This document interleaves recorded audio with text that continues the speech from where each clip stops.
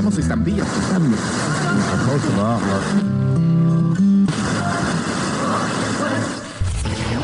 You are now tuned in to your number one radio station.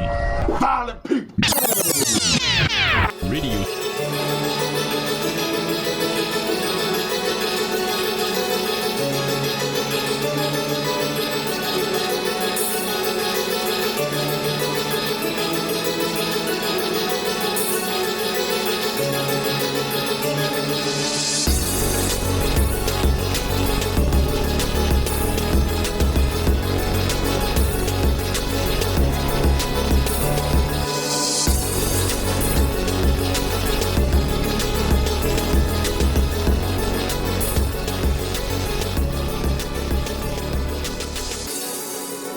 Hey there, folks. Welcome to Violent People Radio, episode 34. I am one of your hosts, Sam Damasio. With me, per usual, Chris. Chris, how we doing? Oh, I'm doing phenomenal. Well, good for you. Good for you. Then we have Pat. Hey, I'm doing just a tiny bit more phenomenal than Chris. Yeah. Wow. We got some phenomenal folks on. You know who's not phenomenal? Dan, because he's not here. Because he's dealing with leaky pipes, if you know what I mean. And in his stead, we have Cole joining us, co-host of Thawts. Cole, how you doing? Oh, I'm doing good. Well, thank you for joining us last minute. We literally let you know about an hour before we recorded, hey, would you be on? I have a question. This is VPR 34. What number Saw Thoughts is this? Is this Saw Thoughts 2? Or was the previous one number 0? Is this episode 1 of Saw Thoughts? That's a great question. That's a great question. Cole, where are we at? Is this? I think this is Saw Thoughts 2, because the first one was pretty substantial. If it was 3, it would be worse than 2. That's it's true. That's true. That's a soft fact.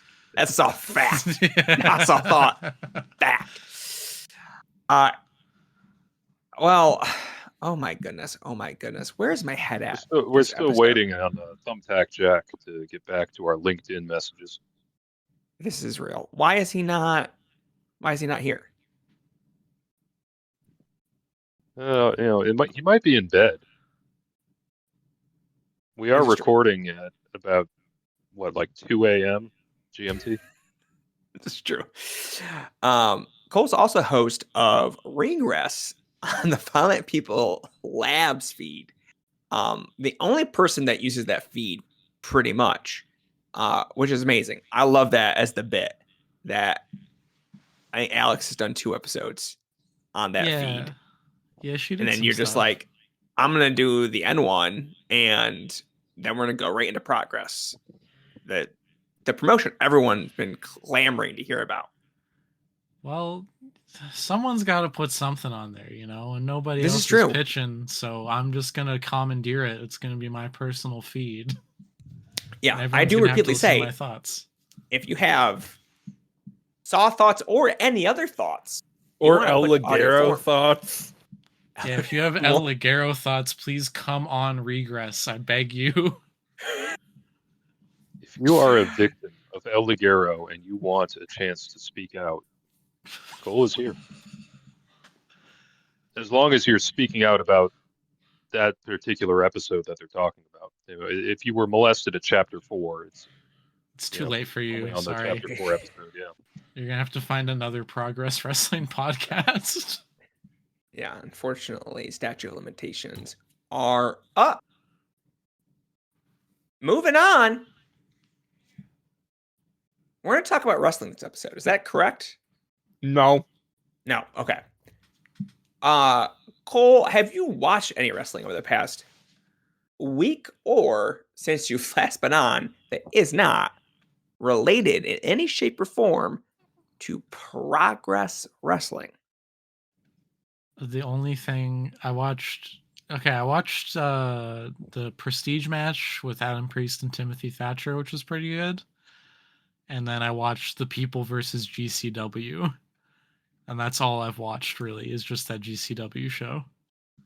I have an Adam Priest question because as someone who's only seen, I think, one, maybe 1.5, is he really that short? Yeah. Okay, cool. I couldn't tell if it was like a relative thing or if I was just seeing he's him like up against. He's short for the indies, and the indies guys are like my height. So he's got to be like pretty short. Has Priest wrestled Gresham? I don't know. Because I know Gresham's height. I should know Priest's height because he was at the same show. But for some reason, Gresham's height definitely sticks into my noggin. They have wrestled. I'm going to say Adam Priest is 5'3". On IWTV 100, apparently. I am psyched for Adam Priest going to NXT and being billed as 6 feet. Just like Adam Cole. Yeah. Gresham is definitely about 5'1". So 5'3" feels right for Priest. Just a couple of shorties. Just some little guys. Chris, did you watch the GCW show? No. Did you watch the part of it I told you to seek out? Oh, I did watch those 5 minutes. Yeah, I mean, you saw the important. What was the important piece? The PCO. Okay, so I watched about whatever JCW decided to put on YouTube, which is not much. Would you explain that to me? I feel like I did not understand what was going on and what the purpose of it was. Well, they were trying to do a Medusa drops the title into the trash can type bit. PCO won the Battle Royal, and he is currently, or at least was, the digital media champion for TNA. A very real title. So he brought it out and tried to smash it with a sledgehammer. He missed like 5 times, but it was more of a symbolic thing. And then he got on the mic screaming about how he drew the best house they clearly were okay with showing him smashing the belt. But then once he wrestled the mic away from MLJ, they immediately cut to a video package as soon as PCO started screaming. I think because they knew, like, okay, this fucking crazy fat bastard is going to say something that will actually get us sued. I love that. He did claim to have sold the most tickets in TNA history and sold the most merch, or something like that. Something like, I sold the most T-shirts of anyone in TNA history. Which that I recall. It's entirely possible. It's probably like number 1 PCO, number 2 Aces and Eights. Yeah. All the stars. PCO would have been great in Aces and Eights. That was the whole thing. Was he quit TNA in spectacular public fashion by trying and failing to smash a title belt in the Hammerstein Ballroom. Amazing. Incredible. You told so many people to watch this show. Do you feel good about yourself? No, because I did so in good faith. It's not my fault that they fucked the dog. What? So you thought this show might be good? I thought the show would be entertaining. I don't know if that's the same thing as good. That's fair. I thought it would not be a 6-hour-long death march. Well, they showed you. Yeah, I know. I was just like, all right, fucking fooled me 15 times now. I feels like we should just give you the floor to talk about, and Cole, I guess, to talk about GCW and the humdinger event they put on. So I will cede my time. The show was so bad that Allie Ketchup broke her leg to get out of being on it.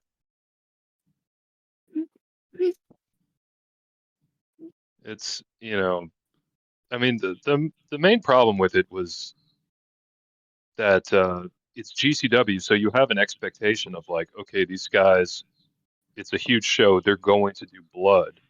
They're going to do tubes. They're gonna, stab each other. But being in New York City hamstrung them because they couldn't do blood, they couldn't do glass, they couldn't do any of the stuff that you would logically expect to end the GCW feud. So they just kind of went out and put on like shitty hardcore matches, and also too many of them. But there were matches that, if they were ever going to be good or even acceptable, they would have been good or acceptable by the strength of just being bloodbaths. Like the Charles Mason versus, what's his name match? Richard Holiday. Richard Holiday. Absolute garbage storyline, but in a bonkers way. I have no doubt that if they were in New Jersey, both of those guys would have bled like stuck pigs, and maybe that would have created some drama. Instead, it was like backyard wrestling. I love that. Beautiful. That was the match where Holiday, they did the Shawn Michaels Ric Flair spot where Holiday goes, "I'm not sorry, and I fucking hate you," before super kicking Charles Mason. Iconic. I just mentioned that because I know it would like make Sam and Chris just. That was it makes also, me really want to seek this out.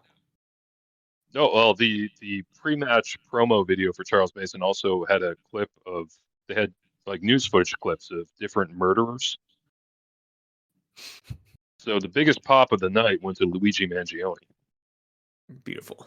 What but are we doing? No one is talking about how he also included like Ted Bundy and the BTK killer, and it's like, it's one thing to put famous murderers in there. He included a lot of rapists. And he was the baby face in this match. What are they doing over there? What kind of brains are they working with? Galaxy brains. Galaxy brains. Truly. Anyway, yeah, right. Most of the show was just aggressively boring and average. I don't know if Cole agrees with me. And, a lot of it was just kind of like too much stuff. None of it really stood out. And by the end of it, like, I was just numb, to anything good or bad. I was just sitting and watching slack-jawed. Yeah, I mean, it was like just so intensely dull for so much of it. Like Charles Mason versus Richard Holiday, I would say, is currently like my worst match of the year. Thought that was like an impressive low light. There was things happening there that like you said, even just the opening video package with like famous like rape murderers, along with just like the guy who killed the CEO getting a huge pop, like that was so poorly done and like confusing that it was interesting. But most of the time it was just like Sidney Akeem versus Vikingo, the garbage daddies. The walking shell that used to be Vikingo. Yeah, he looked really bad. His knee was. Is he like done, or? I think he's still hurt, but I think he was getting such a paycheck for this. Like, I think he was like, I'm not turning down, $1,500 or however much he gets for this show. Yeah, I think that would. I feel like I was really unsure based on everything. Okay, like, are the injuries just what he is now, or is he just working hurt? And once he, I would not put any stock into Sidney Akeem on GCW, whatever the fuck it was. That makes one of us. Sidney Akeem, he does not know how to hold a match. He knows like what everyone says about like the Young Bucks. They only do flippy shit. Sidney Akeem is literally like all he knows how to do is flippy shit. Yeah, he had a match with Ninja Mac. Yeah, and Sidney Akeem versus Ninja Mac, they both were literally just doing gymnastics routines at each other. It was like the fucking movie Gymkata. And that kind of ruled. But Sidney Akeem versus anyone who's like trying to have a pro wrestling match, just if he's not being carried, it doesn't work. And Vikingo, he didn't seem able to carry his own leg, let alone another human being. Jesus. Good stuff. Yeah, so that was the average quality of the show, I would say. The highlight for me was they made Matt Tremont climb a ladder. That seems not nice. That was, and he climbed the wrong side of the ladder. He climbed the side without steps. So I was watching it going like, oh man, this is gonna, like end. Little did I realize that the leg breaking moment would come 10 minutes later. I think the GCW show felt like a bad idea for everyone involved. I think it was bad for everyone that watched it. They shouldn't have done that. There's other things to do with their life. No, they showed everyone who didn't like the last Hammerstein show. They showed everyone. Yeah. Everyone was so like, wow, can't believe they booked all of the outsiders to go over. And the last show... Yeah, the last show ended, or didn't it end early due to a curfew? Yeah. Yeah. So they rushed through it. This one, they're just like, well, we'll fucking show you. We're going 6.5 hours, baby. It was like focusing watching on our own people. Yeah, but it was like watching one of the bad WrestleManias, like one of those WrestleManias where they run for 6 hours, but like nothing interesting is happening, and they're just kind of like, it's fucking Roman Reigns versus Triple H. Yeah, they're just kind of like huffing their own farts and convincing themselves like this is epic because we're doing it. Yeah, it was just brutal. When the best thing on your show was probably like, I don't know. I guess the ECW guys. The ECW guys. 75-year-old ECW guys. The 75-year-old ECW guys who are getting pops for being from ECW and not from GCW. Also for being better wrestlers than most of the rest of the show. Yeah, I mean, that also has, like, the better wrestlers who are from GCW. Well, it's also, the only thing the crowd could wake up for after Allie Katch broke her leg. That was, like, that and Baron Corbin showing up were, like, the two moments they had any energy. Yeah, and after we talked last time about how cool Baron Corbin was going to be in a Bloodsport match, it was like he heard it and was like, I'll fucking show you guys. Yeah, that was horrible. I'll be honest. I don't know why we were believing that. What was it? I was not on that show. I cannot be blamed for that. I did not say, hey, this is gonna whip. No, you were all in. You were like doing the Baron Corbin. Baron Corbin. Yeah, that's Billy Corgan's brother.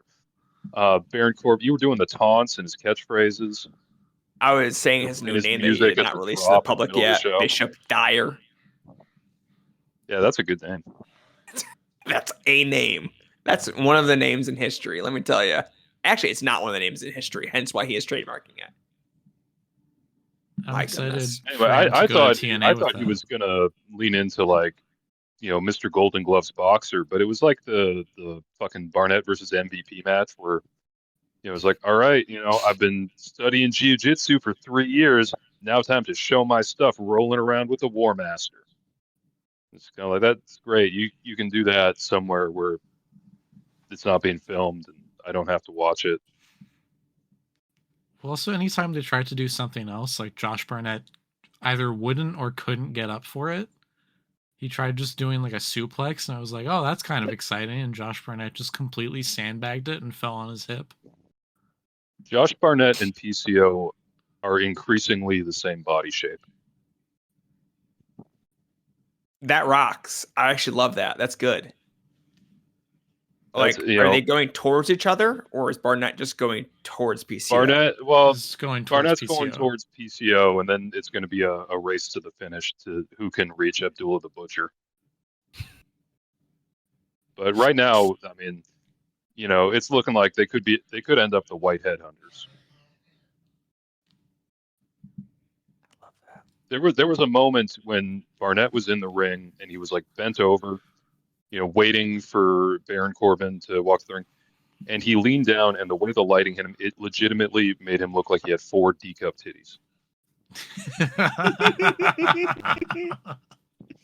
God, that's good. I think that's good. You want that, right? This Seems positive. This show was full of little moments like that, where if it had been a whole show of Josh Barnett has 4 tits, I would have zero regrets about ever recommending it to someone. Instead, it's just like a lot of fucking boring shit. That is disappointing. Obviously, no one wants shows to be bad, but just leave it up to Brett Lauderdale to really hone in. And then to post through it and say it wasn't that bad and you guys are being hysterical.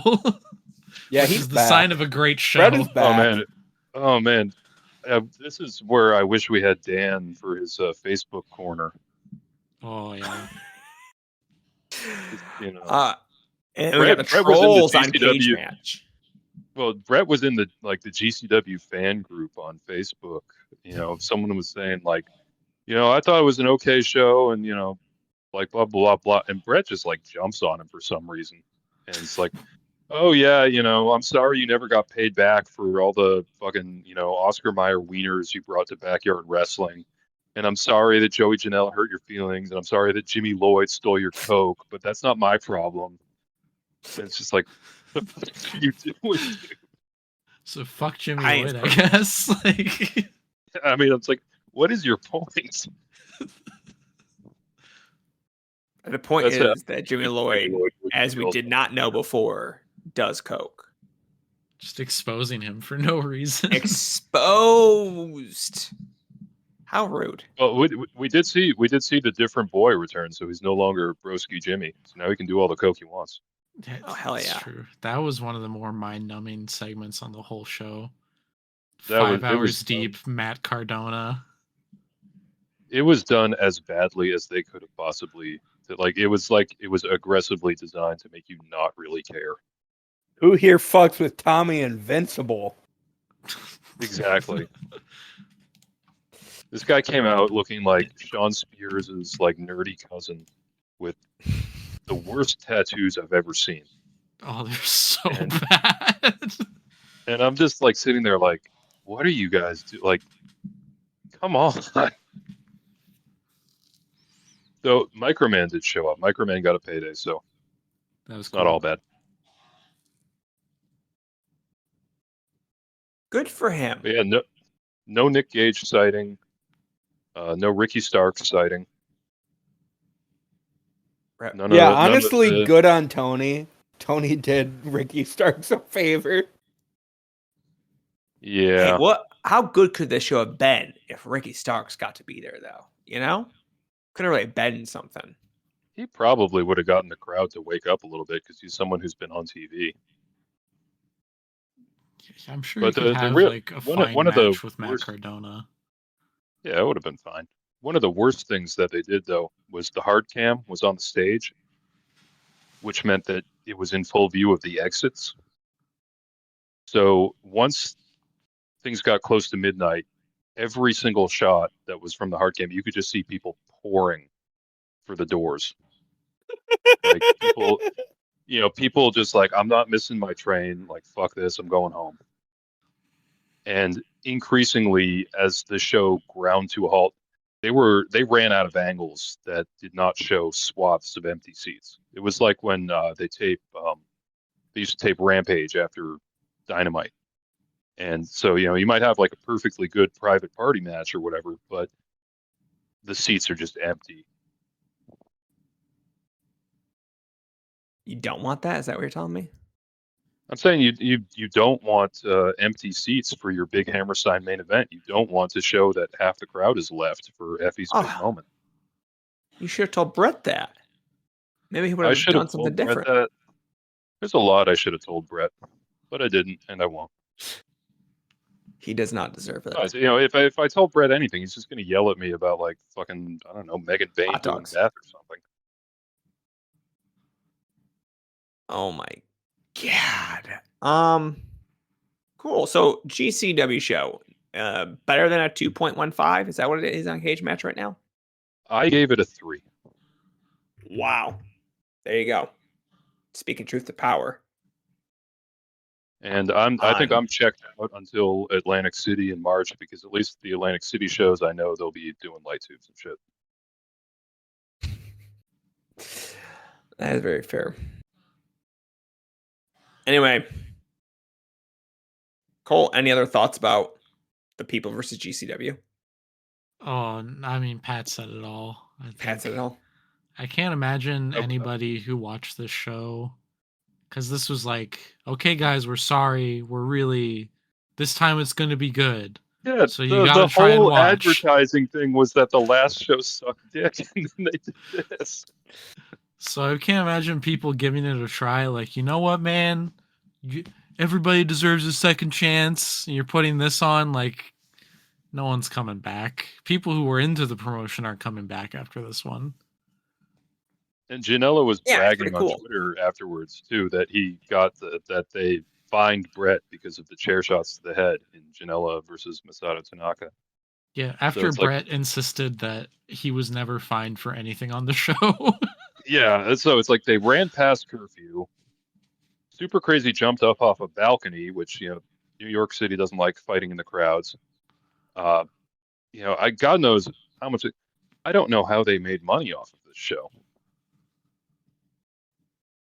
There's the pictures of Brett handing out free tickets, and he's got like a stack of free tickets in his arms. That was what was the show that was in November? Was it AEW in November? That was in like New Jersey or New York or Long Island. I think it was Full Gear. Oh yeah. Yeah, because those pictures are from, like, you know, they were outside Full Gear, handing out the tickets, and then they gave away. Vehemently denied that. Yeah, and they gave away a whole bunch of tickets for Matt Cardona to give out on his podcast. Those were actually not tickets; they were just fully redeemable coupons for tickets. That's very different. Oh, that's very different. I apologize to the Major Figures podcast. I don't want to start any podcast beef this time. I was just trying to think for a second, like, who would be the funniest podcast for us to have beef with? Eastern Lariat. Who? Eastern Lariat, the fucking cage match podcast. Never heard of them. You don't listen to Striga's thoughts on pro wrestling? Striga and the Boys? Striga und das Boys. Oh, no. Couldn't do it. Won't do it. We could do a worked feud with the Grapply podcast, I guess. That's fair. But it would turn out like that. 2000. We'd call Connor like a bald son of a bitch or whatever. Well, hey, tone it down, first of all. Secondly, I don't want to confuse anyone in the Discord. I do not want them to get confused. What is real? What is fake? What is wrestling? So we can't work a feud, I guess. That is a constant risk. I'm constantly stressed. The works will be shoots and the shoots will be work, and no one in there is going to know a damn thing. You don't know a work when you work a work and work yourself into a shoot works. Do you guys believe the thing that's going around about Swerve and Bobby Lashley? Nah. What's the thing? That their feud is over because they don't get along backstage.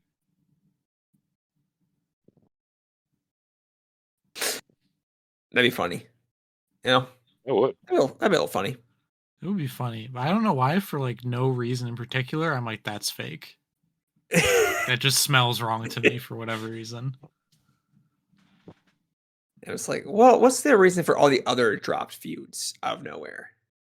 Right? Like, these things don't need real reasons. I think the same guy was also saying that Hangman Page is like really mad about not main eventing in Texas or something.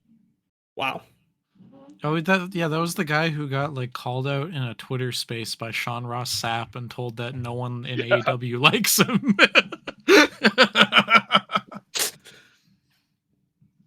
Imagine how badly your life has to go to have Sean Ross Sapp calling you out in a Twitter space. Like, You know, like Axel Rotten is like ODing in a McDonald's bathroom, going like, at least that's not me. Now I'm like, how are tickets going for this AEW All in Texas show? Now that we're saying that seems, I don't know, not great, not great. All right, Chris, what have you been watching? All right, Sam, what have you been watching? Perfect. I've been watching a lot of Soberano Jr. over the past, let's say, 2 days. He's a good wrestler, is where I've come to the conclusion of. And is this why you started a fight about Mascara Dorada in the Discord? Yeah. Like, I like Mascara Dorada, but what are we doing here? It feels like that guy just we're blowing up smoke up his butt. He doesn't know you. Why do you care about these lies? Soberano Jr. though, that's the truth. That's a real professional wrestler that we should all be getting behind. He's good in everything that I watch. He's almost always the best guy in the match. He's phenomenal. So he seems like, oh, he's the week-to-week CML guy that I'm like, yes, that's okay. Cool. He's sick. Whenever the topic of wrestling shirts comes up, I always regret not buying the Soberano Jr. Screwmaster t-shirt. When he, for a while, I don't know if he just like looked up the translation of Tornillo and said like, okay, that's me. But he was trying to get over the Screwmaster nickname. That's so beast. He's also like one of the best looking wrestlers. Like he is one of the most attractive. Like the money that will be made when that man unmasks. Good Lord. Book your tickets tomorrow. Yeah, so I have nothing really exciting to point to necessarily, other than I watched matches with him and they were all good. And that's kind of the end. Who would you say was his best opponent of the stuff you watched? I mean, it's hard to say just because like a lot of the matches do feature Mascara Dorada. So it's like, Dorada probably so it's Mascara Dorada, who's actually better, who's just as good, if not better. Oh my, not. It's like different leagues, of course. We're talking like major leagues versus AA. But like an exciting AA prospect, sure. I can get behind that. But Soberano Jr. really put him through some good paces there. So good to see him carrying him along. I also did not know his. I didn't know his father was Euphoria. Yeah. I didn't know that. Didn't know that till today. And then every sequence with them, I was like, oh, that's cute. That's cute. I don't feel that way about most other father-son pairings for some reason, where there's a lot in Lucha. But for some reason, when they're doing it, mostly because those bodies are so different. Yeah, when I see Negro Navarro and Trauma and the Traumas, I think that's cute. Euphoria's just like built like a bear. He looks like a monster that is in human skin. Just like the Men in Black villain, like halfway through transformation. And then Soberano Jr. is like the most put together man that's ever existed. I mean, maybe he's got a really hot mom. There's only one way to find out. There's only one way to find out. We are at Soberano Jr. Show us mom pics. One of my favorite things about Soberano Jr. is that he had a stable with Templario and Rocky Romero that got broken up because they went off script and destroyed the trophies from a tournament. And CMLL got so mad about that they were like, all right, your stable is fucking done. That's a funny way to go about that issue that they had. It's like, hey, we don't think you guys should be with each other anymore.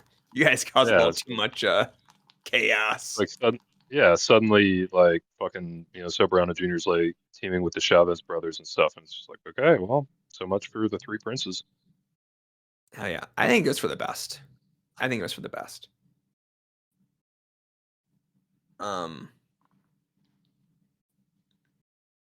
Cool. That's kind of all I got. It's not a lot. It's just that I've been watching the matches. And then Brilliant Junior, not very good, is what I've discovered. Yeah, he got like a mini push. I want to say the end of 2023 because they were trying to, make Andrade happy, and then Andrade went back to WWE, and they're like, okay, what are we doing here? you can hang around match number 2 if you want. I just it is jarring to watch him, especially when you have to team up with Dorada so often. It's like, I think Dorada is a step below some of the top CML guys. I also think CML has the best wrestlers in the world, period. But Brilliant is just like an actually not good professional wrestler, which is sad and disappointing. But then he's in there with Dorada, who's doing these absolutely bonkers things. And Brilliant's just like, you know what? I really hope I don't fuck up this Head Sisters this time. Yeah, and he does. He does. What's crazy is, sometimes you see Mystico's brothers, or I don't know if they're brothers or cousins or whatever, but Mystico has a bunch of family members, the Dr. Carantes, and they just fucking suck, man. They're so bad. But they're never going anywhere because they're Mystico's brothers or cousins or something. There you go. I am trying to figure out this family lineage, but unfortunately, the Dr. Crante stuff just gives me the father, Mystico's dad, and his brother. Is there a third? Is there a second brother? They've used the Dr. Carante name a lot, but I don't know how exactly they're related to Mystico, just that they're somewhere in the Mystico family. Sure. All right. Fair enough. I think I understand what Lucha Wiki is trying to tell me here, that all of these are his brothers. Astro Boy 2, Arginus, Dr. Carante Jr. Okay. I have no idea what the fuck's going on here. Unfortunately, Lucha family trees are hard for me to follow, much like most family trees. That's my week in wrestling. It feels like that was a quick segment here. Pat, did you watch anything besides GCW this week? I watched a bunch of the NXT women's division, which was somehow worse and more boring than GCW. No. I found myself like after watching a couple Cora Jade matches, I'm like, God, I wish I was watching, Grim Reaper.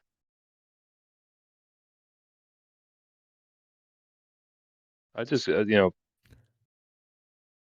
it's NXT women's division. Like, it really is like watching someone play a video game.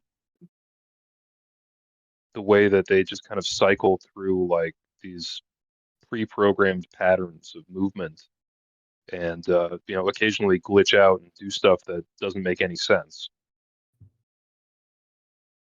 But I don't know, man. NXT women's division, you've made a powerful enemy in Violent People Radio, and we will stop at nothing to destroy you. Yeah, why do you keep getting yourself into these projects? I don't know, man. I think I'm ready. Yeah, did you even watch any Brinley? I did. Okay, good. So at least you're making progress. You owe the people Brinley. I do owe the people Brinley. If it kills me, it'll happen. But I'm watching some of the other stuff just to like be like, okay, are these matches anomalies? Like, what is the house style of the NXT women's division? And man, it's like, segueing into biggest disappointments in wrestling. Can you hit the big top noise, please? Thank you. So, Big Top today is biggest disappointments in wrestling. I find it impossible to believe that Stephanie Vaquer in NXT is not one of those biggest disappointments. Seriously, watching these matches, I'm like, how did people think she was good? I don't know if it's that she's gotten worse or it's quality of opponent or what, but I'm just like, she's an actively bad wrestler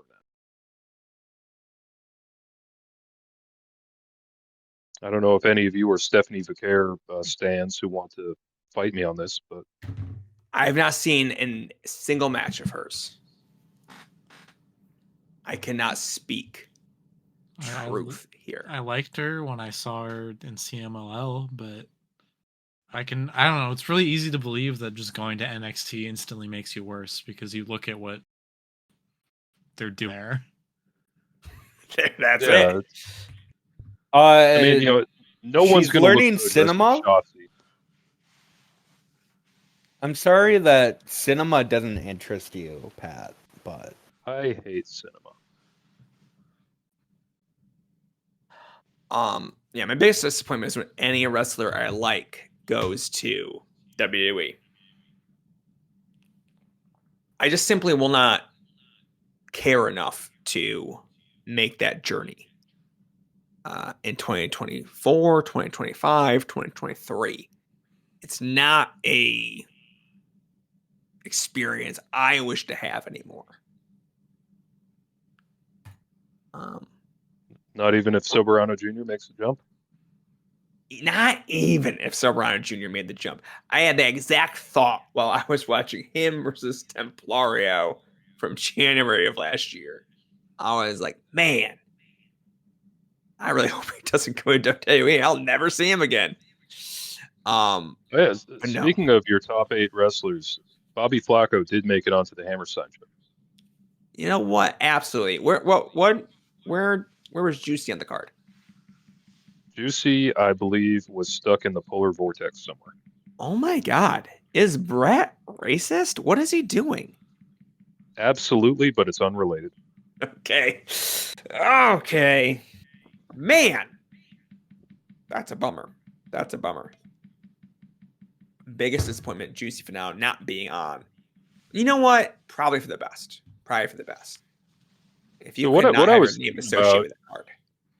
What I was thinking about with this Big Top when I suggested it was basically a situation like the GCW thing where I had talked myself into thinking like, okay, this show is going to be absolutely stupid, but in a really entertaining and fun way. And then it wasn't entertaining or fun. It was just like I had hyped myself up. Do you guys have any shows that, where you just kind of like, or matches even, where you just like get yourself to believe like this has to be good? And then it just fucking shat Pause itself? before we go down this path. You watch so much GCW.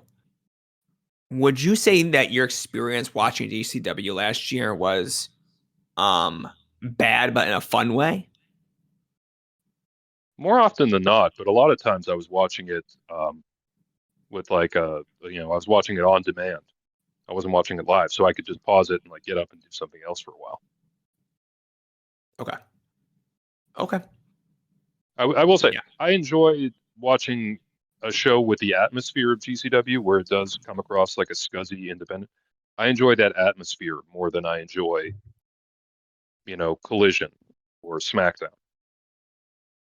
Okay.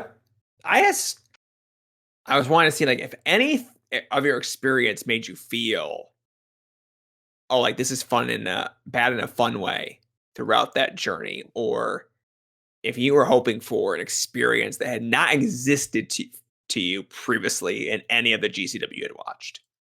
But it doesn't seem to be the case. I think I was hoping for something that hadn't existed in the sense of like I was hoping to see Brett like totally splash out and throw a ton of money at the most ridiculous ideas. And it didn't occur to me until the show had started. I was like, wait a minute, they're in New York City. They can't like cut each other open. Yeah, they can't do like cool things. Yeah, somehow that huge giant warning sign it didn't occur to me until the show was beginning. And I was like, wait a minute, in the ultraviolet title match, like they're not going to have any light tubes. It's fucking New York City. This is fair. This is fair. And so as far as biggest disappointments, as Pat kind of laid out, something that you bought yourself into and then just fall flat on its face. Doesn't necessarily have to be something that you talked yourself into. Could be something that feels a little bit more self-evident, like, oh, this does feel like it's going to kick ass immediately. And then anyone have anything in that regard? Because I unfortunately have one, but it's not wrestling related. I mean, when I was like a just starting out fan, my first WrestleMania to see, like, as it was happening, was WrestleMania 34. And I was so ready for Asuka versus Charlotte. I was like, this is going to be badass. And then it was just like, okay. And then Asuka put Charlotte over. And it was like, I don't know, it was one of the first moments as a fan where I really realized, like, the machine does not want you to be happy. This is fair. Chris, do you have anything? I simply never have expectations for wrestling ever. That's such a good idea. That's so wise, Chris. Sounds like I picked a pretty bad topic. Yeah, the reason I didn't watch wrestling this week is like, damn, I had a bad week in general. I just shouldn't watch wrestling. It'll only make things like, worse. You coming up short in the geocaching game? Was that what was happening? Yeah. Well, maybe Chris, maybe you can relate to one of my disappointments that I was thinking of, Chris, which was the Trauma Primera versus Wotan mask match. Where I went into that thinking like these two are gonna stop just short of like legal manslaughter. Especially because in the build up to it, even though like Trauma Primera kind of inherited the blood feud, they were going at each other with such savagery that I was like, this match has to be good. And I even subscribed to Mas Lucha to watch the match. And then it was just there. Like they started off brawling, and then they did an extended like cheating referee bit in the middle of it. It was like the 30-minute gap after Ellie Catch broke her leg, where I'm just like, okay, my enthusiasm is now completely deflated. Yeah, there's like a shocking amount of mat work in that match. Yeah, no, because the way it felt like they wanted to do like both the beer bottle breaking brawl and the mat sequences, but they couldn't figure out how to make the two work together. So they just did one and then had the hard reset with the referee bit and then did the other. And it just, I don't, maybe, Trauma Primera was just like, well, my dad's here. I gotta show him I can do stuff too.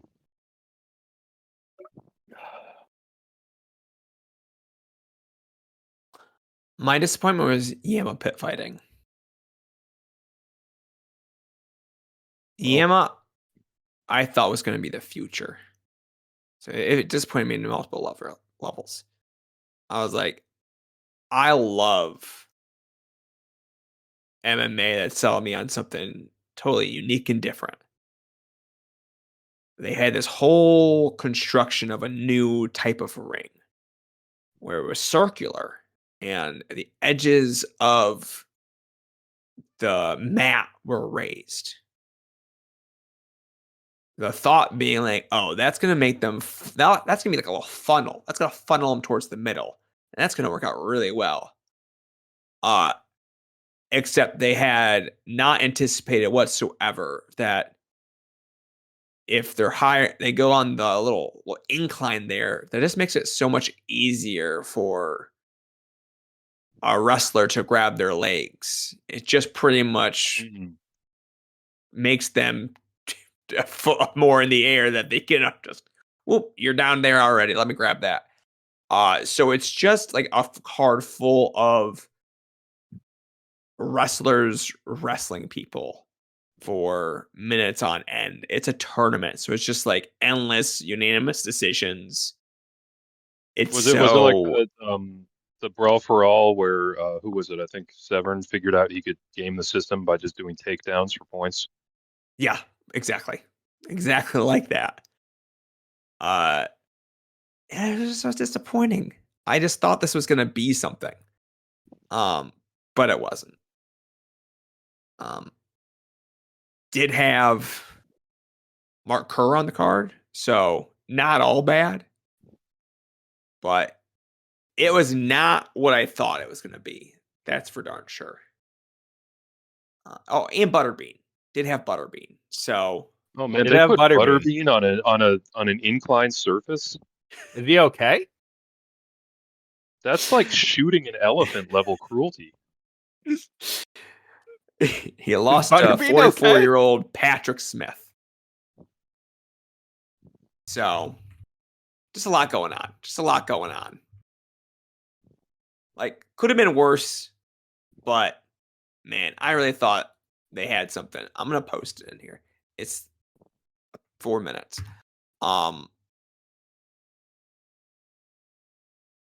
Yeah, the Yama Pit fighting, what could have been, and you know what?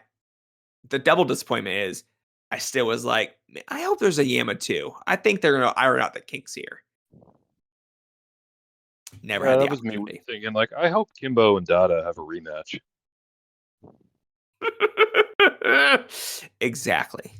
I mean, I wish they had a rematch. That would have been amazing. Oh man. Well, I really don't have any other like wrestling related. Hey, I was excited for this, and it sucked. So I do have like one recent Chris Fell For It Again award that I really should have just known, and I stuck with it for too long, and then I was just like, God damn. Like, this fucking sucks. And it is Modern Noah. Come on. Because How can you fall for that? Because during the pandemic... Before you get too deep into it, are we talking strictly Noah? Are we talking Limit Break? Are we putting them both under the Cyberfight umbrella? Are they the same? We're talking about the entire Noah umbrella.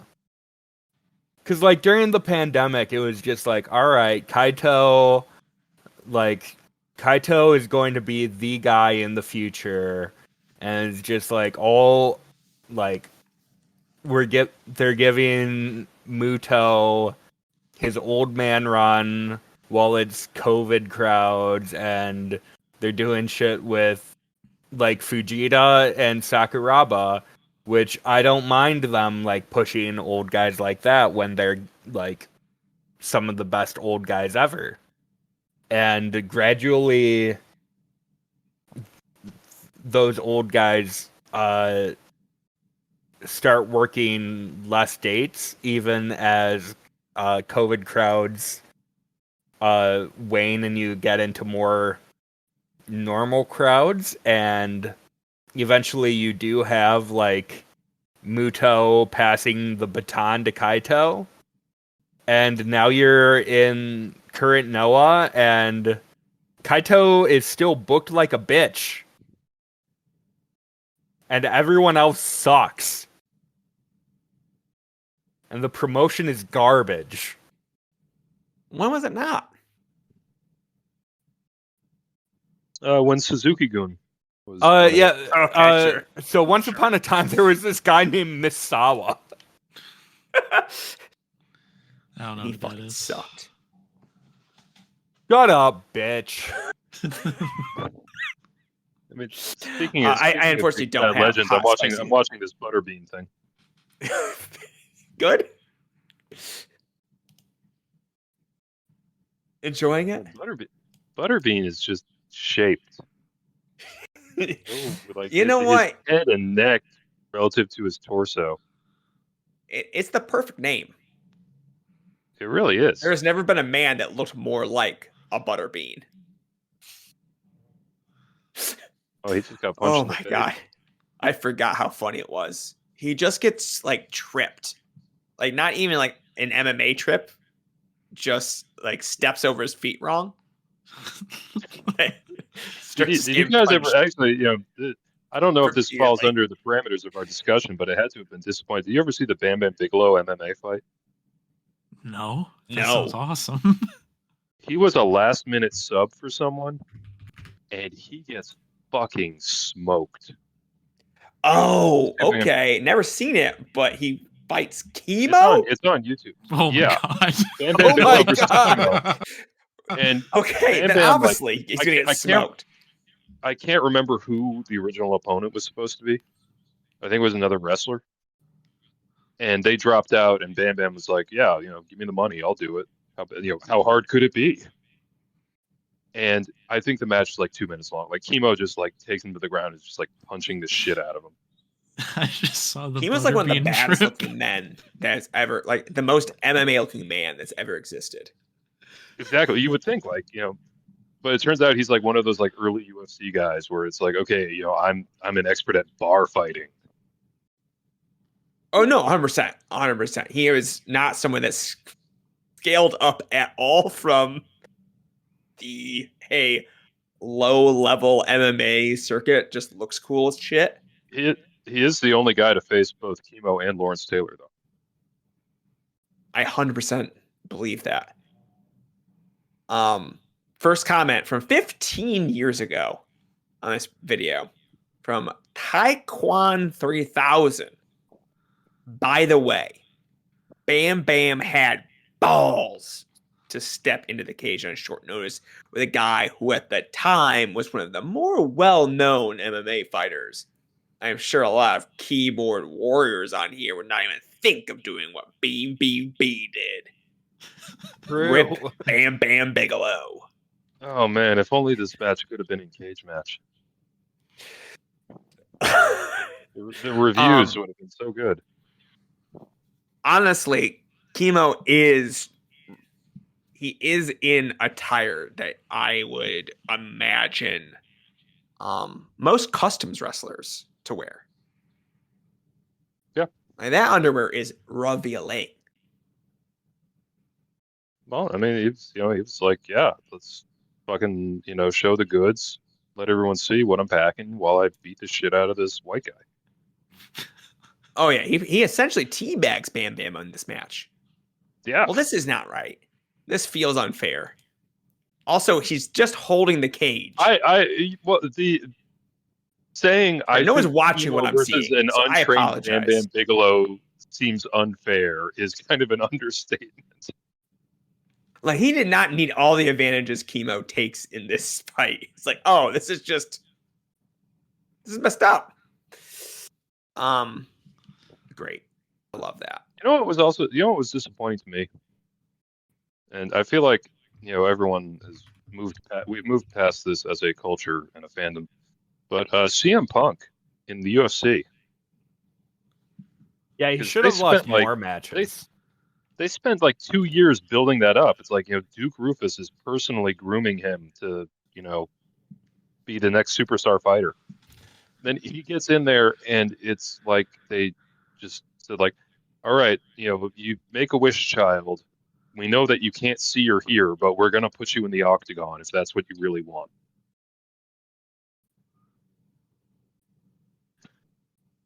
That was when I was like, maybe I'm not as huge of a CM Punk fan as I thought I would if he can't take out Mike Johnson or whoever his first opponent was.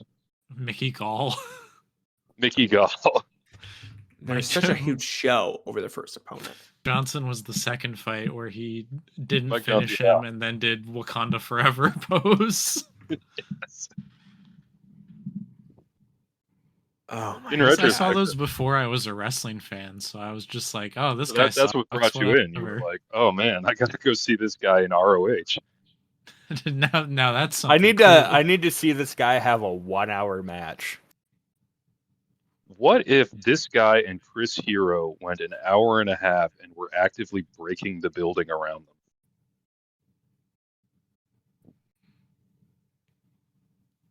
On the other hand, how do we think that Chris Hero would do against Mickey Gall? Oh, Chris Hero would kill him. Now? Big elbow? Well, 2016 Hero. How hungry is he? He's probably been cutting weight. Figuratively or metaphorically. I mean, he's probably been cutting weight, so he's probably pretty hungry. Oh. He might have it then.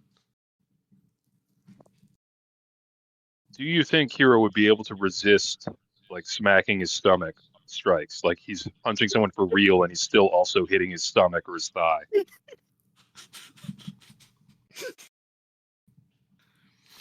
No, Chris Hero would still do a thigh slap elbow, but it would knock Mickey Gall out. I would pay to see it. On the other hand, Chris Hero versus Chemo. Who do you have? In 2016. Chemo. Oh. 2016. Is Chemo alive in 2016? Is he alive now? I don't know. I plead the fifth. I plead the fifth.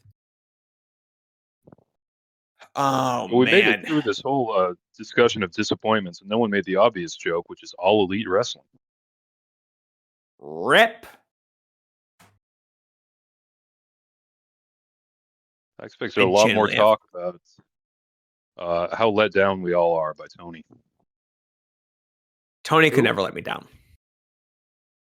That's just the truth of the matter. Even with this current Death Riders versus Edge storyline, that from reading the Discord, I think they're going out there and like shooting a dog on TV every week.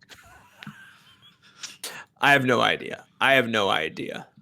I just know Cope's out there trying to sell tickets, make people lots of money, and Tony's fucking it up. That's what I'm being told. Yeah, and they should have built him ages ago. All I know about Tony Khan is that he fired Trent Baalke today. He lost out a couple of coaches, and he's like, hey, maybe this guy shouldn't fucking be here anymore. Maybe I won't. Yeah, maybe we should have done this 3 weeks ago. We were just off on the timing just by a hair. Who could have guessed? He was busy dealing with the Britt Baker situation. And what a situation it was. Is? I think is. Okay. Is she not coming back? Is that the gist of it? Apparently she's become difficult to deal with, and Tony's sick of her. Oh. And so she's on the same list as like Ricky Starks and Danhausen, where it's like she's just not getting called to TV. All wrestlers of equal stature and quality. That's what I'll say. Yeah, Ricky Starks and Danhausen. They might as well be the same wrestler. Then there was Ricky a report Starks, that was a fake. Britt Baker. You might as well call them the AEW originals. But just imagine the invasion that those three are going to do on NXT. Ooh, NXT Hausen? Man, if they made him change his name and like get like different face paints. But he still did the same fucking. Ooh, I'm watching NXT and I'm gooning Hausen? Don't say that. I don't like that. We're all done with this disappointing topic, right? I'm disappointed in this topic now. The other one I was going to say was I thought other people would have more. I was watching wrestling for the Invasion. Yeah, so Pat, we have a pretty 2001. We have different like age groups here. Not to age it here particularly, but I think most people here have just grown up not expecting anything of wrestling. It was never supposed to be good, and for it to be good or entertaining, it's just like a really nice plus at the end of the day. See, that's the thing is I was in high school for the Attitude Era when everything was fucking great. Exactly. And they did the WCW Invasion in 2001, and it broke my heart. It wasn't what you were hoping for? Wasn't what I was hoping for. I watched the light left my eyes as I watched Booker T versus Buff Bagwell in I think Tulsa. Damn. All right. Anyone else have anything to go for disappointments? Pat, I'm so sorry. Or just a new topic. Out of fucking town. Oh, Bryan Danielson's AEW title run, that was disappointing. That was kind of fell for it again award. There we go. I promised myself I wouldn't get invested in AEW after CM Punk left, and then I was like, oh, maybe this will be pretty good. And I learned my lesson.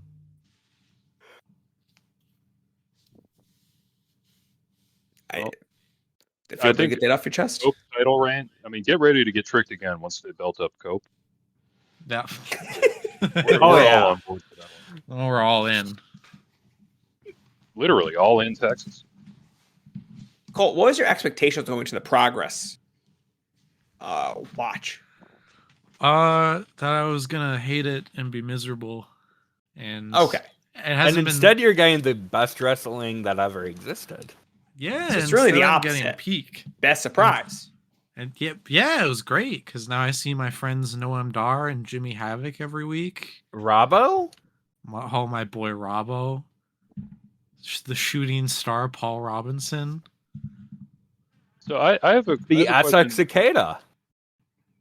Cole, you might be too young for this one, but Sam and Chris, did you buy into any of the Brit Rest hype in the mid 2010s when suddenly everyone online was going there are these amazing mad lads like Marty Scurll, and they're doing 45-minute main events in York Hall, and it's the best fucking thing you've ever seen, and you'll jizz in your pants like Goonhausen. And I don't like Goonhausen. I love Goonhausen. I want him dead. I think we have a new mascot for violentpeople.co. But I know how much you like Photoshop. Please do not make this happen. Ollie, can you please draw Goonhausen for us? Yes, Ollie. Let's put it on Ollie. He would love let me go to Midjourney. Just type in Goonhausen, see what happens. I in the mid 2010s, there were a lot of people who were kind of going I love these new crazy British wrestlers, and then I went and watched it, and I was just like, oh, these guys are really, really self-indulgent. They the British strong style thing. I was young Will Ospreay doing 40-minute matches. I was just kind of why are people so impressed by this? I mean, I guess they have great cardio, but they don't have good matches. I bought into a decent amount of it. I will say I hated Flash Morgan Webster from the moment I saw him. Oh, you're not down with subculture? I hated that motherfucker. I was like, why does this guy... Has he been canceled? No. I think by proxy. Because he had canceled people on his podcast. Well, he looks like, just by sight, if you saw him coming to the ring alone, you just think yeah, this guy should not be near teenagers. Yeah, this is Jay from the In-Betweeners. Why is he wrestling? I thought him and Mark Andrews were in TNA. I know Mark Andrews was. Maybe their visas expired or something. I don't know. Or maybe TNA just isn't paying them enough. It could be that too. It's not the NXT UK page. We saw how it went with PCO. Yeah, that's for true. Yeah, I mean, I got bought in because even the reason I'm doing Regress is because I watched all this stuff a few years after it happened, because everyone was like, Brit Rest is where it's at in 2017, when they're like, you're looking for stuff that isn't WWE, you should be watching British Strong Style, man. The NXT UK tournaments opened my eyes.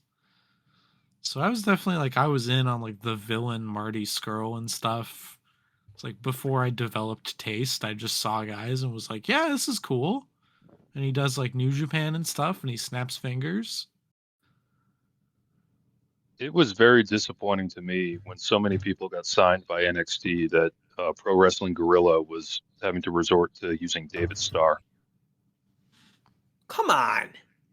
I do not. He never did. Why are we trashing David Starr?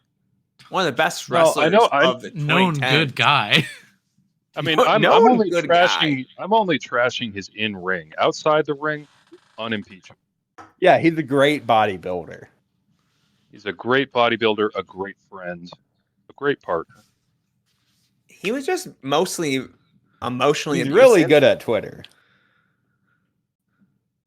I do think I do support the union. He was pro-union. I'll give him that much. You know what? I'm so sorry. I need to take a second. I've been trying to get AI to get me Goonhausen. But it keeps like inventing prompts that I gave it. It's like, hey, I did not want like a dynamic representation of fan spirit and dedication through stylized imagery. What the fuck is that? This shit is so. Oh, actually, never mind. I've got something good. They have given me the goods. Gave you the goons. They gave me the goons. They gave me the goons. How many of these can I download? That's all I've got to know. The Bing content creator will not let me do Danhausen with his hand down his pants. Oh, you need to go to Grok. You need to go to Grok. Grok. Yeah, no, I need to do that. But yeah, no. Bing does not like the idea of Dan. What if I just put in Danhausen adjusting his junk? All right, your image is being created by AI. Take that, Rainforest. Oh, I'm glad we're furthering the current climate crisis. The results I got for Danhausen adjusting his junk are the two most insane things I've ever seen. Neither of which are Danhausen. I don't know how to describe what I'm looking at. I'm gonna send this to the founders chat, Chris. Are you disappointed? Being on topic, are you disappointed in what you got, or?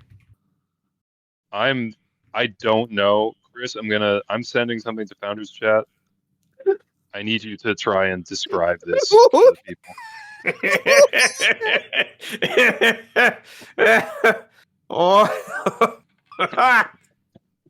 I don't like it. I don't like it. I'm trying to think of who this looks like. I feel bad because Cole has no idea what's going on right now. Yeah, no, Cole. So I'm just gonna send this to Cole too.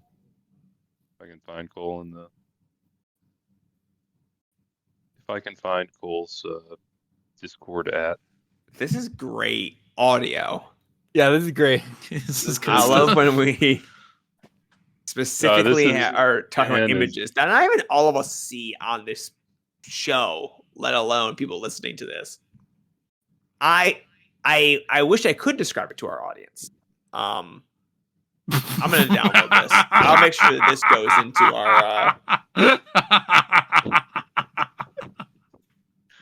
I'm going to figure out how to get that into the description of our podcast this week. That's fucking disgusting. You know what? Maybe this is just the image for the podcast this week. Like this is when you pull up the feed. Hey, what's the icon for this week's episode? It's this. Oh, I've heard about this Violent People radio show where they spend 3 hours yelling at each other by AIW. What's going on? So is the tie going inside of them? I think the tie has become a zipper. The tie has become a zipper. It's not being zippered. Or maybe it's caught in the zipper. That's what I'm thinking. I'm thinking caught in zipper. I suppose, yeah. And remember, the prompt for this was Danhausen adjusting his junk. I don't like it. I don't know why there's a cell phone there.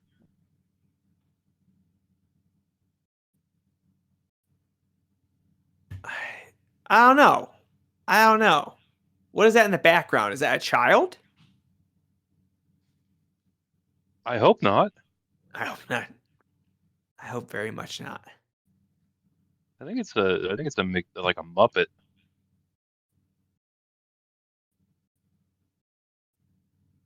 Anyway, are we ready for questions? Oh, I think we're ready for questions. Which actually, I have, when we get to the Chikara question, I have breaking news. God bless. Yeah, I'm really excited for that. I know you've been doing your research. It's time for Q&A-R.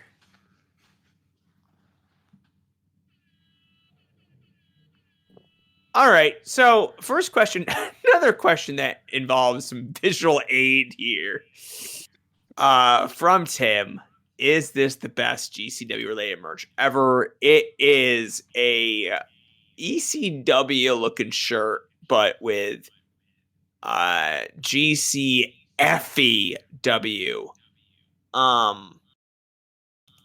Pat, you're the expert. I'm in. Yes? I'm buying one. Is okay. Perfect. I mean, all of GCW's shirts, aside from their block stamp logo, are just they just do rip off ECW shirts. All right, so shall we make a shirt for Vital Radio where it is this exact shirt, but instead of GCW, it's VPR? I don't think FER. Yep. Coles, I'm good. You buying one day one? I was thinking we should do the WWE Network $9.99 shirt. See if we can trick people into giving us $9.99 for the podcast. Ooh. We've tried to make money on this podcast before. It didn't go well. Never again. That was a year ago. That was the first episode. It's a different podcast. It's a different podcast altogether. Chris, is this the best GCW related merch ever? Sure. Yeah. Okay. And the issue is I have nothing to compare to, so I will assume this is the best. It might be the only. I honestly didn't know they had GCW shirts other than the block GCW before Tim sent the shirt. Next question from Eamon. I've long I preface this. I don't understand what this is saying. I've long considered peppercorn sauce to be the Tim Thatcher of sauces. What other wrestlers would you equate to various sauces and condiments? I would say that Tracy Williams is the hot sauce of professional wrestling. I don't know what peppercorn sauce is, which makes this question very difficult to understand. Yeah, I have never had peppercorn sauce. It was like maybe the worst sauce to pick. It might be the sauce that makes the most sense to him. But I have no idea what that means in terms of Timothy Thatcher. So I have nothing. Maybe it makes your tooth fall out. What the fuck does that mean? Well, it's, like Timothy Thatcher, he's got the snaggle tooth. Okay. He's got the Nick Gage / Joey Janela look. So unfortunately, I don't think I can equate any wrestler to a condiment or a sauce. Besides, I would say Arez the rated is the Dijon mustard of wrestling. I will what not the hell be does that even mean? I will not be elaborating at this time. Oh my god. Well, I got to say that the Rated R Superstar Cope is the relish of wrestling because I relish any opportunity to watch his matches. True.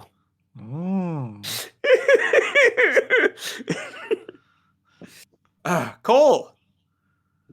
What kind of answer you got here?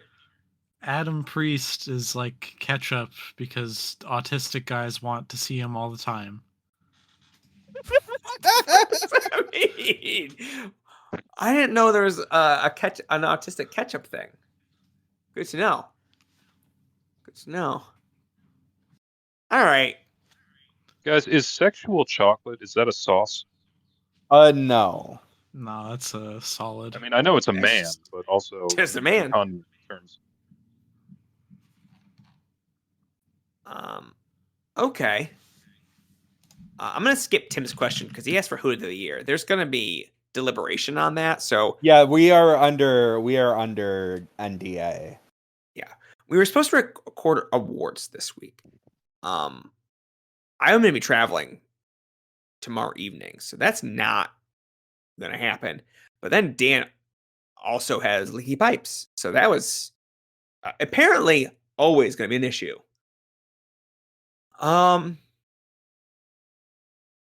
All right. What is the anger? Cole, this is Cole. This asked this question. He's here today, so he can elaborate further. What is the angriest you've been at a Dave Meltzer report? Cole, answer your own question. Oh, well, You I don't asked know it if before I you knew had- you were going to be here, obviously. I don't know if I even have an answer. I just thought maybe. So I don't you know if asked guys- a question that you didn't have an answer for, that you were telling us to have an answer for. Yeah. You guys have probably read more Dave Meltzer reports than I have in my lifetime. I'm sure at some point when you were young, you read something that was like, this is so fucked up. Can't believe Dave Meltzer would say this. I'm 14. I don't know. No, I only got mad at Dave when anyone replies to Dave. Yeah, and then he And, can't help himself. Yeah. And I'm It's like- not even mad at Dave. I'm just mad at the person replying to Dave. Yeah, I mean, it's like, you know, he has a brain condition. Like, don't fucking do that to him. Speaking of Dave's brain condition, though, I think the only time his reporting actually, like, really got on my nerves was when he was reporting on the Michael Elgin mess. And he was just, you know, doing stuff like someone would send him, like, a Tumblr. And, you know, with full of, like, one side of the text message, and then he would just, like, link it on his forums and be like, oh, okay, this is, you know, case closed. You know, the fact that he constantly is going on and on about, like, you know, well, Frank DeFord would never blah blah blah. And I'm like, okay, you failed the basic tenet of journalism. So I mean, that's kind of, you know, when he hoists himself up on his journalist petard, it's just kind of like, buddy, you know, no, you are someone who managed to make a living out of being very, very, very interested in something.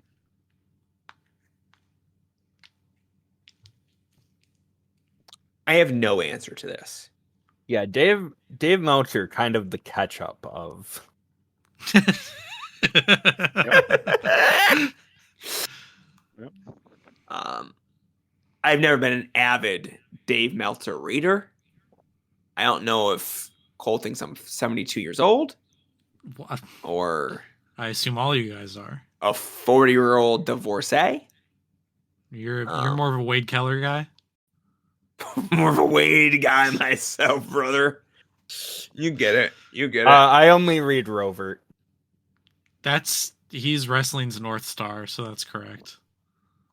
Yeah, but half his shit is, you know, in whether anyone realizes it or not, it's Robert, you know, carrying on his one-sided conversation with Dave Meltzer. And God Yeah, it bless sucks him. that Twitter died because, like, the next generation is really not going to understand Rover in the same way. He has a It different. rules so hard. He was, you know, he claimed that he was, like, he had like 3 accounts on the Wrestling Observer message board. And for a while, I was a moderator on there because it gave me a free subscription. So I was just like, yeah, you know, I'll moderate, and, you know, it's like I don't have to pay the $100 a year or whatever. And Robert would claim that his account was set so that he couldn't post, or, you know, something like that. Completely untrue. He just didn't post. Because there was one time where he accidentally posted and then edited it out. And it's just like, just a spectacular guy. He's so cool. He's our most beautiful mind. He fucking gets it, guys. I don't know what. I would never. He's like sriracha ketchup. The thing is, he's someone that you follow via retweets that other people retweet, because plugging yourself into the Rover feed directly, that's too much for any human being. No, I have to get it straight from the stuff. source. Oh man, it's like raw milk. No. Yeah, you don't understand how brain damaged I am. I was never able to I would just be like, okay, he is tweeting entirely too many clips of TV at me. I need to see it when he stopped, the one time a month he randomly starts tweeting about how much he loves the Pixies. Music Rover, really underrated. It was like, damn, Rover, yeah, I love the Pixies too. There's no bad Rover. Put that on the box. Next question from Eamon. Do you think Mike Quackenbush and Shane Storm will ever cash in their 3 points to challenge for the tag titles? Pat, you said you did some investigative reporting. So I did some investigation on who they would be challenging. Because if you just go by who held the titles when Chikara shut down, that would be Willow Nightingale and Solo Darling. They were the Campeones de Parejas of Chikara. However, if you go by the lineal championship, things take an interesting turn. Because Solo Darling and Willow Nightingale lost a match to Milk Chocolate, the team of Brandon Watts and Randy Summers. And do you know who their next loss as a tag team was? No idea. It was on an AEW Dark episode, losing to Eddie Kingston and Jon Moxley. So the lineal, long story short, the lineal champions of Chikara are Darby Allin and Sting. So who do you have in Darby Allin and Sting versus Mike Quackenbush and Shane Storm?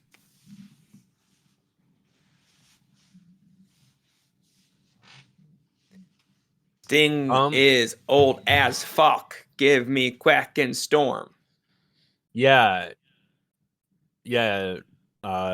Retired Sting could not take Shane Storm, who's 50. Couldn't take the stop sign. I was talking about this thing with a friend of mine, and he was like, who's the lineal TNA Legends champion? That's the most important thing. And that got insane quick. Because the last TNA Legends champion was Bobby Lashley. And a week after he retired that title in TNA, on the Indies, he lost a fatal 4-way to some guy named Alan Shepard. And that just sends the TNA Legends title spiraling into the realm of any conclusion I come to has an asterisk next to it, because I guarantee you that all of these people are people that Cage Match does not have full records for, like Big Hoss, Mitch Paradise, Justin Taylor, Cam Cole, Will Allday. Ali Catch was a TNA Legends champion, according to my math here. Same, but unfortunately, at some point, Michael Oku brought it over to the UK. And if my lineage is correct, the TNA Legends Championship is currently retired because it is held by the late Alexander Dean, who passed away before losing it. Once again, Ireland has ruined something about TNA for the rest of us. Rip. All right. Moving on. The Patrick. Oscar predictions. It's got you're the Wicked. movie buff. Yeah. Or Chris, you're both movie buffs. I'll give you both an opportunity to answer these questions. It's gonna be Amelia Perez sweep. That's my guess. I watched half an hour of that. I could not do it. It's so dog shit. It seems like When you one of say the that- worst movies ever made. Well, that answered my. I was asking, I was about to ask if that was like you looking at the meta or you, kind of wishing, but sounds like you're looking at the meta. Yeah, definitely looking at the meta, like wishing.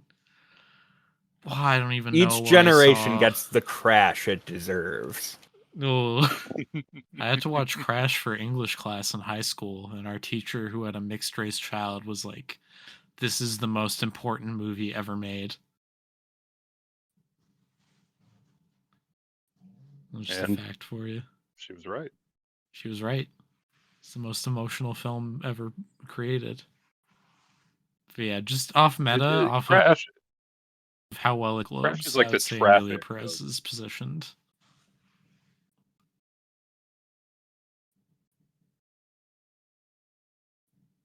All right. Moving on. Wait, do we actually have more to this? I've lost the plot on Oscar predictions. I'm listening to multiple Oscar prediction podcasts, so I'm in it. So what are you hearing from the Oscar prediction podcasts? Well, unfortunately, it's everyone saying, I hope it's not Emilia Perez. So it's just like very defeatist. It's like the prediction buried down deep is, oh, it's going to be Emilia Perez, but it's them pretty much positing, hey, here's a prediction if it was not dog shit. And then it's the brutalist. So there you go. I think if it's not Emilia Perez, I think it's going to be Wicked. Oh. What? Why are we giving to Wicked? That movie's ugly as shit. Well, sure. It's not that bad. It's not that bad. Ugly. It's better than the 30 minutes of Emilia Perez I watched. Well, I think Water Drip Torture might be better than 30 minutes do you of guys Emilia think, Perez. Do you guys think that Jeremy Strong and Sebastian Stan are going to get some timely nominations or votes for The Apprentice? Or I'm blanking on her name, but the woman who played Borat's daughter, she was also in that. I have no idea. I'm gonna go with no. I didn't realize she was in that. I'm going with awesome. no. She played Ivana Trump. Yeah. Huh. I don't know. I think maybe Sebastian Stan could get one because once again he got one at the Golden Globes, and it's not like 1-to-1, but usually it's a good barometer for where people are kind of at. But he didn't get it for The Apprentice. Yeah, isn't it for A Different Man? I thought he got it for both. I thought he was double nominated. He was double nominated, but he didn't win for Apprentice. And I don't think he'll get nominated for Apprentice because how the categories are broken out. Yeah, that's true. He probably would just get A Different Man if they're going to nominate him. Yeah. A Different Man might win it all. Who knows? The Dark Horse. The Dark Horse. A Different I'm going Horse. by Best Actor Nick Cage in Longlegs. There we go. There we go. What a performance. That's a performance. It is one of the performances of the year. You will have no questions for myself. Anyway, congratulations to us answering that question well. Next up, Marilyn, which horror villain would make the best Jigsaw other than Jigsaw himself? Yeah, you got an answer for this, Chris? They would all fail miserably. None of them would have the wisdom, the foresight, the pure preparation of John KRAMER.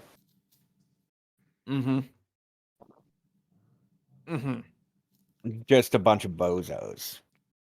Well, yeah, I don't know if any other horror icon would really be like teaching people lessons about their lives while putting them through these struggles, which is kind of the crux of it.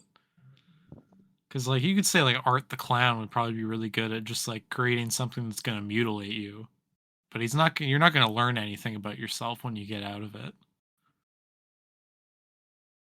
I feel like Freddy is the closest.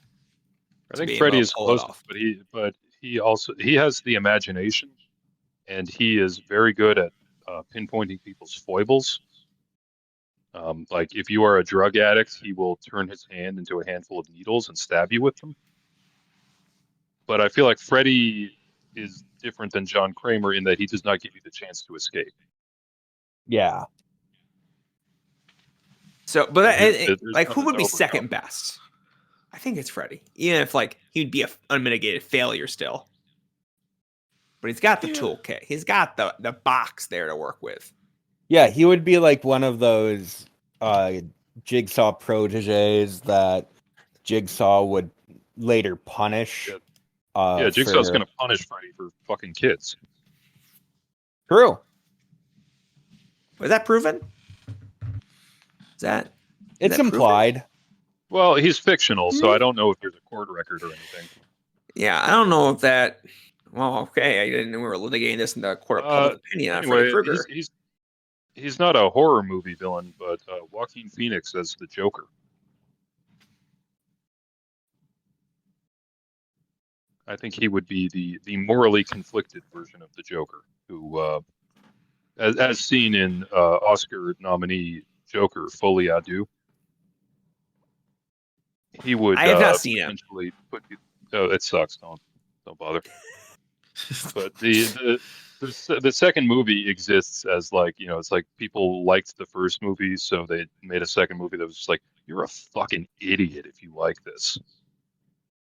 It sucks, dude. It sucks. It's so bad.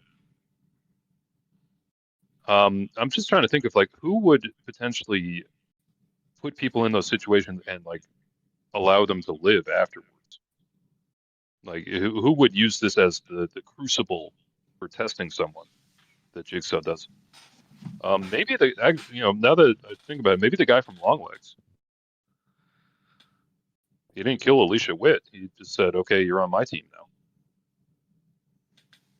That's true.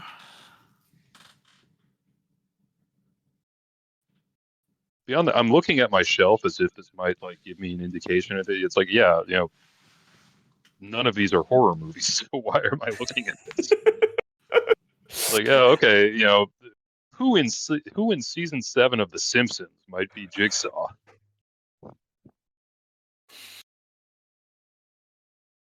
All right. Well, let's call it good on that question.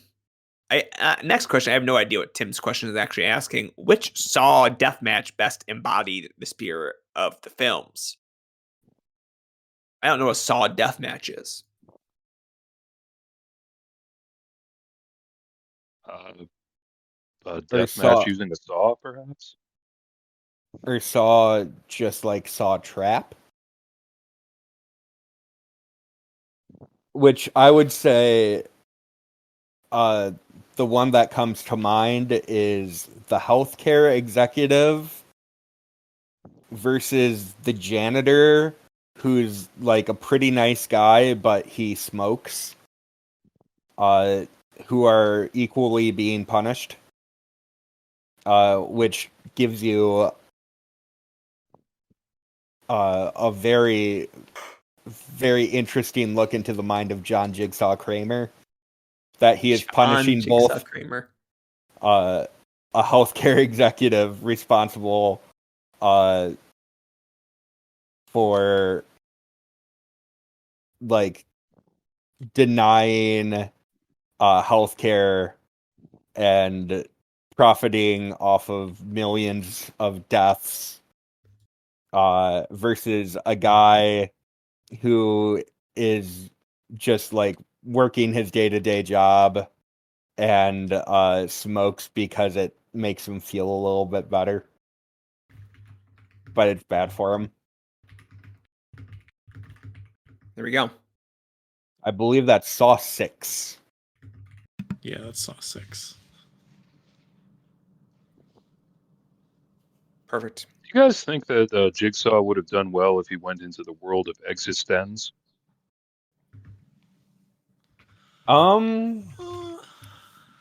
Would he have been able to complete the game? No. What if he was playing the game with the Michael Douglas movie?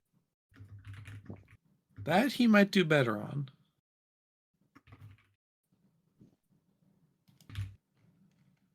I just freaking lost the game. All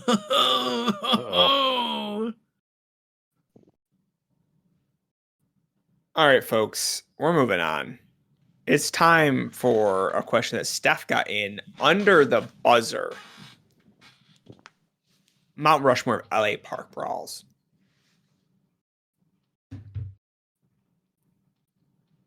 What's in contention, do we think? I mean, for me, it's probably 2 with Roosh and 2 with Wagner.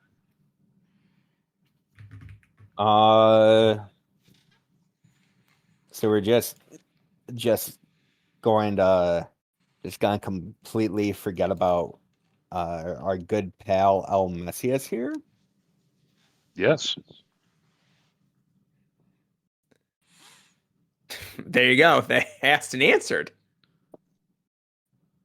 I mean, they're probably like it. I'm bad at remembering specific dates, but I'm not one of those guys who can be like, oh yes, the 8/8/29. I don't know why we would be talking about a match from 2029, but I'm bad at naming specific dates and shows for things. I'm just kind of like, yeah, the time that Dean Malenko and Scotty 2 Hotty was on a pay-per-view. But there's the match with Roosh where it gets thrown out. There's an early 2010s match with Wagner Jr. in Dio Del Santo's promotion. There's I really liked there's the Roosh one from. See, now this is where I forget what year it is, so I forget the order of the matches. But it's the one where he chucks an entire fucking The cum bucket crate of full beer bottles at Roosh's face. Yeah. And then the last one we'll give to the Triple Mania main event of Park versus Parka. That seems very fair. Hey, I have a question for you guys. What was the most disappointing Saw movie? 3D. In a landslide. Jigsaw. Oh, get out of town. Jigsaw sucks. No, they're in a farmhouse. How could that be bad? Because it sucks. Nothing is good in that movie. Gotta respect the barn. Also, the ending blew my mind. You know what I'm saying? Some real peak Saw there. Saw 3D has some peak Saw at the ending. No, Saw 3D is filmed like a YouTube fan film. They're all filmed like YouTube fan film. Oh, no, they're not. It is the worst looking movie maybe I've ever seen. It looks like ass. I saw the first Saw movie as I downloaded someone. This was when I was in college. I was watching it via someone's camcorder rip. So it's like someone went to the movie theater and had their camcorder out and recorded the entire movie. And then I watched a video file of that in 2004 quality. And I've still never gone back to be like, so did the movie actually look good if you watch it in HD, or did it always just kind of look like someone's shitty camcorder rip? I mean, Saw 1 is one of the better looking ones. I guess I missed out. That's not a high bar. Not a high bar. Rip. Oh, were you disappointed by any of the Saw movies? Jigsaw. Really, Correct. One. really did not. I was so mad. It was just looked like an NCIS episode and had the guy from the Glades on it. And they tried to tell me this guy was the first apprentice. I was like, absolutely not. Right? It sucks. Genuinely, like, borderline unwatchable. Spiral is also really bad, but Spiral at least, like, decided to have some gore. Jigsaw is all, like, CGI shit that you could show on, like, fucking Fox.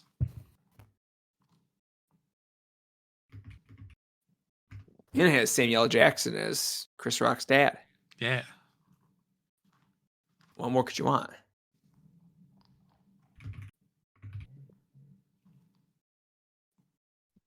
Anyway. I think this has been a successful episode of Saw Thoughts, gentlemen. I don't know about VPR, but definitely a successful Saw Thoughts. There you go. Chris, did you have anything else you wanted to add for the park, Mount Rushmore? I just don't want to get completely shafted here. Well, not really. Perfect. Love it. All right, folks. Cole, where can they find you online? They can find me on the Violent People Lab. Perfect. Doing regress about once every week or two. They can find me on Twitter at Just for Laughs Gags. That's about it. You can find me on the Violent People Discord, which you should join if you haven't already. 100%. 100%. There are, I would argue, many people here, but the more, the merrier, I always say. It looks like 230 plus people, which feels wild. You can follow us on Twitter at violent_people. You can follow us on Blue Sky at violentpeople.co. Go to our website, violentpeople.co. And buy a mug. Buy a mug. Read the shit on our website. Call it a day. And that's a show.